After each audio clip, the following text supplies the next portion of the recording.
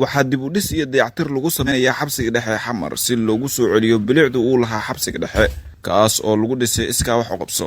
Taliyaha ciidanka asluubta Soomaaliyeed Jenaraal Mahad Cabdiraxmaan Aadan ayaa tilmaamay in iyadoo laga ambaqaadayo dhaqangelinta amarka hoggaanka sare ee dalka ee hay'adaha dawladda in ay u diyaar garoobaan xuska maalmaha xurriyadda ayaa isxilqaan ay ka bilaabeen dhammaan xarumaha ciidanka asluubta iyo xabsiyada dalka.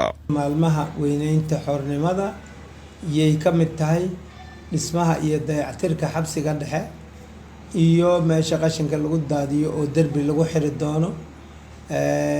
Waxaa kaloo ka mid ah meel ilmaha aan da'da qaangaarka ka yar loo dhisi doono oo istabiyamuunda area jiri doonto oo haddaan ilaahay kuu diidin gabdhaha laftooda meesha ay ku xiran yihiin meel ay maaragtay ayaga laftooda xoogaa ku ciyaaraan oo balooniga iyo inayna iska xirnaanin ay maaragtay in loo sameeyo. waa waxyaabaha aan tiigsanayno ama aan budgetkooda haysan ama aanan haysan, waxyaabaha aan doonayno inaan kaga qayb galnay ka mid tahay. waxaa kaloo ka mid ah waana isxilqaan waxaan ku dhisay ciidanka asluubta. isxilqaan waaye waxay wax ku dhisayso. Axmed Cumar, warbaahinta qaranka Soomaaliyeed, magaalada Muqdisho.